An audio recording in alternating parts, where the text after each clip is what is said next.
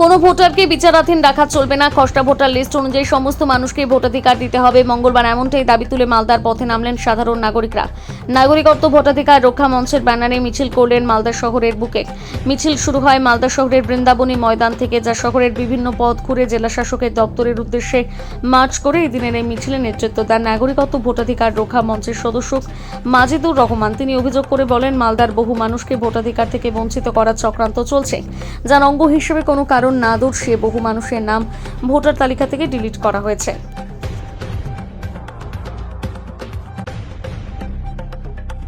উত্তর মঞ্চ থেকে আপনারা কি করলেন আজকে? আজকে আমরা ইলেকশন কমিশন দ্বারা এসআইআর শুরু হওয়ার পরবর্তী যে প্রচুর ৬০ লক্ষ মানুষ ভোটারের নাম বাদ গেছে, তারই প্রতিবাদ স্বরূপ আজকে আমরা এখানে জমায়েত হয়েছি।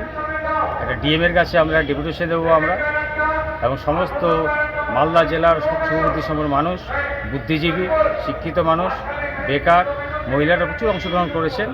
এখান থেকে আমরা নজরুল সরণি হয়ে ইংলিশ বাজার থানার সামনে দিয়ে রাজমহল রোড হয়ে ফোয়ারামারি গিয়ে পৌঁছাবো।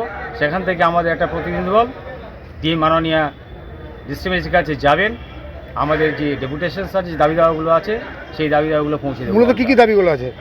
মূলত দাবি দাওয়াগুলো আছে আমাদের যে যারা এডুকেশন প্রসেসে আছে তাদের সবাইকে অন্তর্ভুক্তি করতে হয় ভোটার লিস্টে, এবং আমাদের যে খসড়া লিস্ট বেরিয়েছিল সেই খসড়া লিস্ট অনুযায়ী সবাইকে ভোটাধিকার দিতে হবে। এবং যারা ডিলিটেড হয়েছে তাদের কী কারণে ডিলিট হয়েছে তার কেউ জানে না। সুতরাং ডিসক্রিমিনেশন নামে যে যথেষ্ট হারে ভোটাধিকারকে বাদ দেওয়া হয়েছে, মানুষের নাম বাদ দেওয়া হয়েছে, তার সেটাই হচ্ছে মূল বিষয়বস্তু আমাদের। এটা কোন সংগঠন করলো এটা? এটা আমাদের মালদা জেলা সিভিল সোসাইটি নাগরিক মঞ্চ অধিকার, ভোটাধিকার অধিকার নাগরিক মঞ্চ। কত লোক অংশগ্রহণ করেছে?